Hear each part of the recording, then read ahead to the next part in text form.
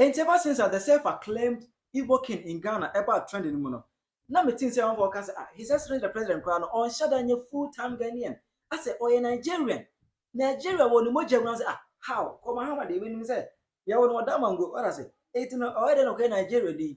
Say for every rumor there is an iota of truth. No crack to be ewomo. Mensaka video by say Mahama Nankasa his excellency the president. Onu ankasa abe confirm out to say yako Nigeria there's a kingdom over there which is called Offa Kingdom. Odi ade e wo kronum e ma na possible. Memo he video na onu ankasa e can so na face no concerning man here just say o se wato 50 acres of land e wo old Ningo no. Ningo Traditional Council for issue communication so far as this particular man e concern only na hini I say or church e wa kra e concern. Hi Penyah Block Media. Mess was say any day over like video no other more subscribers never create notification on the latest updates. Never tell why video mama. E will comment section. Mess was over so no she for so any action. It's very quick. I mean chira papa any power here. This man I can ask me Dr. Eze Chukudu Jude Ehinetu. Others say oba Ghana 1995. Oba na otonton Makola calculator. That Makola calculator. Every not in Ghana here 1995. Later, I know the auto pass account as on car money money house in Nigeria for there. And one or the car from then and the obey big businessman our Ghana.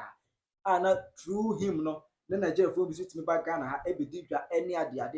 Emma up to 2010 Nigeria for more no for me cool as as a leader. And in 2012, I don't say no. And the almost per se almost Igbo for Ghana having no na ono eda omano as Igbo King ewo Ghana almost started Igbo and he bi wo Ghana say ono eda omu nyina ano as Igbo King etina hinie started Ghana ha 2012 and I started na hinie sense but Ghana 1995 and I started with Makola calculator and I pay oton ewo Ghana but say obenya hini to extend say wono abono ho ehene mewa papa yi na say oye king but ye ko Nigeria kra na that Igbo tribe no there's no kinship in the Igbo omo man kwa mo bi crown friend won say we chief and now we king there is no kinship enti eye dey na papa yi okonya ne king no hene Igbo king no okonya ne hefa what I say enti there was a video na ego viral abapa na o chire mu say what 50 acres of land acres of land no or dey be Igbo village Ghana. By as I'm talking to you, I've acquired 50 acres of land, that is 250 plus of land along the Flower Road, that is at Old Ningo area. But along that road, it's right on the road. I acquired 250 plus of land. My reason of acquiring this land is to build Igbo village in Ghana. I call it Amandi Igbo in Ghana. We'll build a village where we're gonna build the palace of Igbo there, a huge palace. We'll build Igbo Town Hall there with about 2,000 capacity chairs and 100 rooms guest house. The essence of this guest house is most of the times our governors and our Igbo great leaders do come to Ghana, they always go with their entourage. If they come to Ghana, their entourage will see where they will lodge for free of charge. Emma, I don't know, some thought issue communicate, some thought as Minister for Information Communication, every issue communicate, and I'm going to say, no king has any kingdom or land in the Ningo Pram constituency because prior to the video, but when you can say what tall land in old Ningo, but I say, it didn't some James Massa or Henny Bia King Bia no what toss assay, Ningo Pram constituency. Disregard any such claims. The ancient great Ningo kingdom is welcoming to all who visit us, but none is welcome to lay claim to a kingdom here. Oh, Ningo Pram constituency na hini donipa. It ya trash him and will be a hobby or best of baby and ya jaw, ya do fesso. Now so ya number. Ya need a ho. Only one can over start and he near the end of the end. Rest assured, we are a hospitable people, but our hospitality cannot be taken for granted. Let calm prevail. We want to more was. Ma bon toyam, be very fine. I say, our hospitality, a boat redemption in the expense of our hospitality. Over found any young chuma. Into some dot edit this communicate about Emma no buy and the comment section in pay be any classes some dot. What's my working the other one to Ghana because we will be able to start a kingdom. Papa pay your huno. What I say, even time crana or bo Captain Smart, a sub chief under him. No, oh, where Akonya na papa yi teso kwa o de chief imam. Akonya chief imam kura teso ne nchen. Na hwe Akonya papa yi teso. What does it? It hwe Akonya chief imam kura teso na hwe Akonya papa yi teso. Ah, di nyina ji sam do e claim say obi enu ho say wo free baby aba o started kingdom e wo Ghana ha dia. Madam, I don't get it because Ghana mpanimfo nyina ani. Ghana mpanimfo nyina ya we omunim papa yi ene ma wo hihye ba san chirum te dabi. Bibia sa enkoso. Emma Samuel can sing with Enra. It's prior to someone Enra Samuel ever kind. Anna and Ningo Traditional Council for Etna Assembly. So, and almost Eddie and same for be by almost said, oh, the ancient great Ningo Kingdom has always been welcoming to visitors, including the British, Dutch, and the Germans. Oh, Ningo Paraco was in India.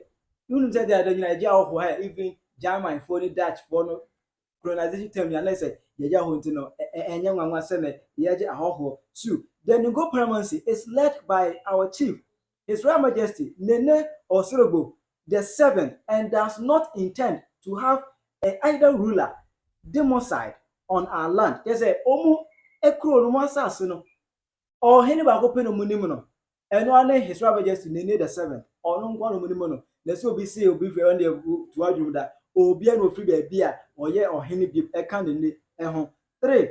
The 5 clans who own land along the Tema Aflao Road in the general old Ningo area have not sold any land to the said Igbo King to develop a kingdom. And I already banked the allegation in the ongoing video. Or actually, say, Papa, we know what to assassin tam 50 acres out of the Bay Kingdom. No, just there be Ningo fund here. The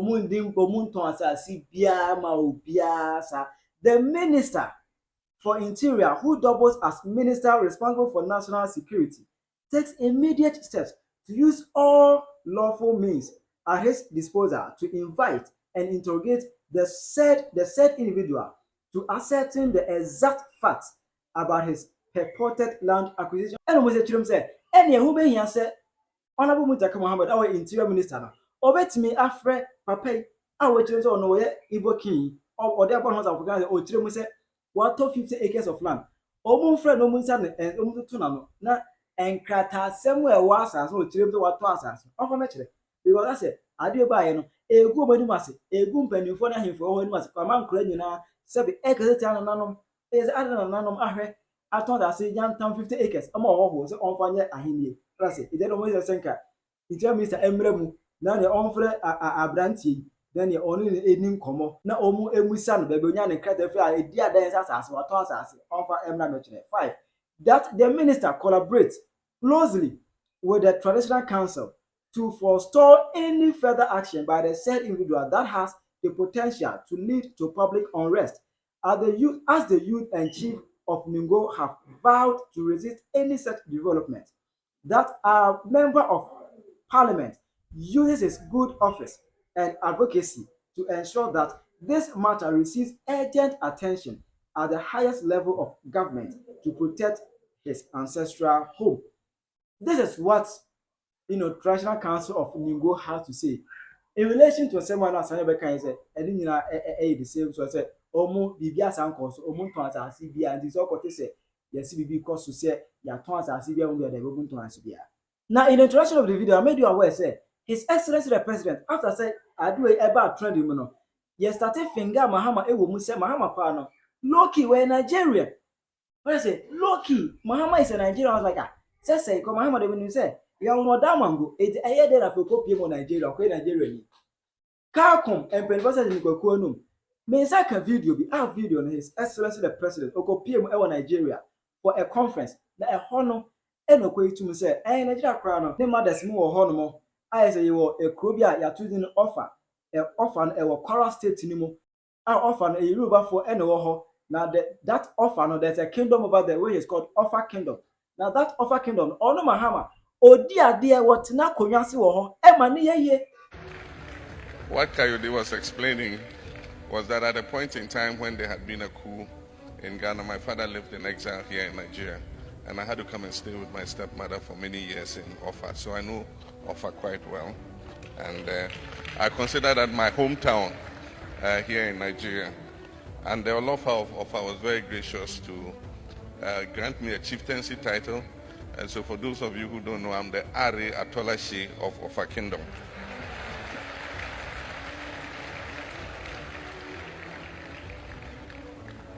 And he told a story about our intervention in Gambia when there had been an election and we had a few issues getting the then head of state, Yahya Jammeh, to accept the results of the election.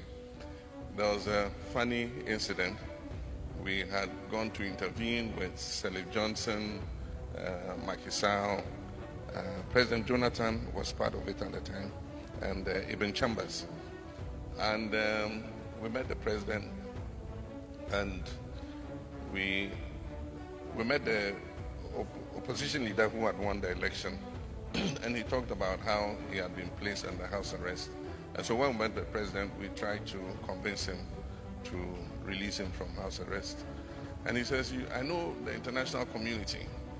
If anything touches the skin of this man, you say I murdered him. And so I'm protecting him for his own safety. And I said, but Mr. President, I thought that if you wanted to protect him, any danger to him will come from outside his house, not from inside. He says, yes, why? I said, but the guns that are protecting him are pointing at the house instead of away from the house. And happily, eventually, we got democracy reinstated in the Gambia. Let me warn you too, there's no quotation from Christopher Sapara Williams in this speech. I heard so many quotes from him. He must have been such a great legal luminary. It is with profound gratitude and a deep sense of responsibility that I stand before you today as a special guest at this annual General Conference of the Nigerian Bar Association. Your invitation to address this distinguished gathering is not just an honor for me, but a recognition of the crucial role the legal profession plays in shaping the future of our beloved continent. Your invitation is also historic. In my nearly 30 years of public service, this is the first time I've been invited to a bar conference. I was genuinely surprised when I received your invitation. Thank you, Nigerian Bar Association. I was genuinely surprised when I received your invitation, as I had always believed that bar conferences were exclusive events for only members of the legal profession.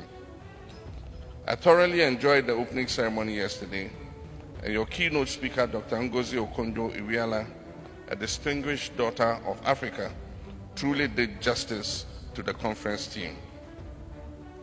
I've been asked to speak for a few minutes on the topic, the future of Africa in the midst of rising security, economic, and political challenges. And as a student of history, I like to begin my lecture with some historical context. Following the Second World War, a combination of factors sparked the struggle for independence in Africa. Soldiers returning from war that had little to do with them, and African students who had become radicalized by the ideas of Pan-Africanism and the American Civil Rights Movement became catalysts for the independent movements, particularly in my country, Ghana. By 1957, Ghana emerged as the first country south of the Sahara to gain independence, and thereby paving the way for several other African countries, including Nigeria, to follow suit. Emerging from colonial rule was an exhilarating experience, and it was a hopeful time for Africans who looked forward to a future of building great nations that would ensure dignity and prosperity for all their people. That dream was short-lived. By the late 60s into the 70s, most African governments had fallen under military autocratic rule. Human rights were routinely violated, and free expression and an independent media were aspirations that seemed reserved for future democracies. This period in African history, which I refer to as the lost decades, was marked by stagnating economies and oppressive military regimes. The few attempts to return to civilian rule were short-lived, and the military always quickly returned to power. The 1990s signaled a new dawn for Africa. One by one, African countries began returning to constitutional democracy. It was widely believed that democracy would not only protect the rights and freedoms of the people, but it would also unleash their creative potential to build prosperous lives. Once again, there was hope. At one point, 6 of the world's fastest growing economies were in Africa, reigniting our belief in a prosperous future for the continent. Fast forward more than 2 decades, and Africa finds itself at a critical juncture. The neo-colonial stranglehold continues to choke the continent, while democratic governance has undoubtedly led to some commendable progress in infrastructure and the emergence of an affluent middle class. Africa remains largely an exporter of raw materials and a consumer of finished goods. Per capita incomes remain low compared to many countries with which Africa was on a par at the time of independence. Time is running out to make the crucial decisions that will once again inspire hope in the future of our democratic governance. Let me share a few examples from my own country, Ghana. According to the latest Afrobarometer survey, an overwhelming 87% of Ghanaians believe the country is heading in the wrong direction. Additionally, 85% of Ghanaians rate the country's economy as bad, while 72% describe their personal living conditions from fairly bad to bad. Now, this is where it gets interesting. About 55% of Ghanaians say they have lost trust in our parliament. 53% have lost trust in the presidency. Moreover, 73% believe that government is not doing enough to fight corruption. And 64% feel that government is failing to improve the economy. Another revealing statistic is that 22% of Ghanaians agree that the country will be better off under military rule. These figures indicate a significant decline in trust in democratic governance in Ghana, which should serve as a wake-up call for all of us. While I'm not certain of the most recent statistics for Nigeria, given that our two countries are often called Siamese twins from the same mother, and we're always competing over football and jollof, our countries are so similar that I believe that the sentiments expressed in Ghana might be very similar to the sentiments that you have here. The African continent today is grappling with a range of complex issues that threaten to derail our progress. Recent geopolitical tensions have led to a cascade of economic challenges, including rising food and energy prices. At the same time, the looming threat of climate change casts a shadow over agricultural productivity and energy security. These challenges are further exacerbated by ongoing political instability, as seen in the recent coup d'etats in Burkina Faso, Guinea, Niger, and Mali. And these are clear reminders of the fragility of democratic governance in parts of our country. Our young people who are emerging from school are better educated than ever, and they have access to more information thanks to the digital age. However, many millennials, Gen Zs, and these other new generations feel that African democracies are not working for them. It is crucial that we as leaders understand that these challenges are not isolated. They are symptoms of deeper systematic issues rooted in the power dynamics of the contemporary international system. The current global order, dominated by Western democracies, has created a paradigm of intense competition among key state actors, often perpetuating external dependencies and manipulations that disproportionately impact our continent. The paradox of our time is that some of the largest holders of natural and human resources, including many African countries like yours and mine, find themselves vulnerable and dependent in the era of globalization. The accompanying strictures and institutions of these power dynamics ensure that decision-making processes, even within organizations like the United Nations, are dominated by a select few, often to the detriment of the global South. Recent developments on the international stage underscore the instability and insecurity pervading the global system. These events point to institutional failures and the inability of powerful interests to act decisively when it matters most. The ripple effects of these global crises are felt acutely in Africa, intensifying existing challenges and giving rise to new ones. The recent wave of political insurrections and coups in Africa, particularly in the Sahel region, reflect deep-seated issues of injustice, alienation, and marginalization. The state fragility and insecurity that have led to military takeovers have not only disrupted mutual understanding within the ECOWAS sub-region, but also exposed the limitation of current diplomatic and interventionist strategies. Distinguished members of the bar, we must ask ourselves, what is the future of Africa? What are the challenges that threaten Africa's future? And what role do you as legal professionals have in securing this future? To answer these questions, we must first examine the structural challenges that undermine our African economies, challenges that have been starkly highlighted by recent global events. These events have not only disrupted our economies, but have also exposed the deep-rooted vulnerabilities that long existed beneath the surface of our economic frameworks.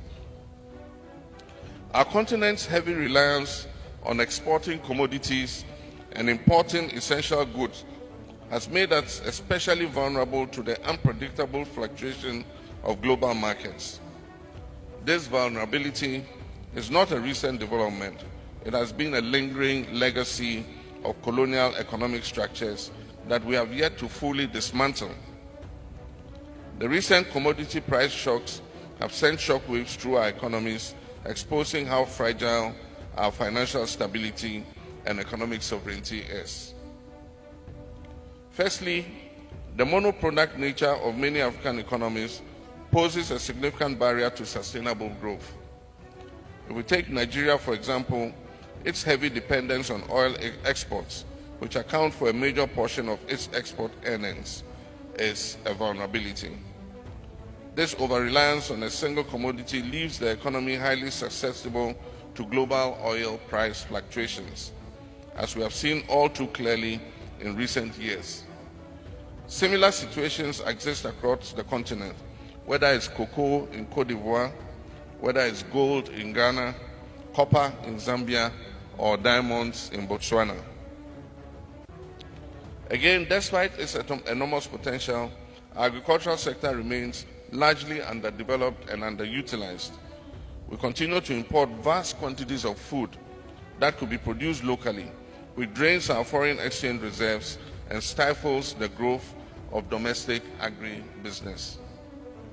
Moreover, the legal frameworks governing land use, agricultural financing, food safety standards often lag behind global best practices, discouraging investment and innovation in this sector. Again, our manufacturing base is severely underdeveloped. The premature deindustrialization of Africa, driven by poorly designed structural adjustment programs and inequitable global trade practices, has resulted in our exclusion from global value chains. Our contribution to global manufacturing and value added remains below 2%. What I say? What na konya so in another sense, Mahama, based on this video, we can say he is 50-50, half Ghanaian, half Nigerian. We wait for a while during Amame. Comment section. How you Penyah Block Media.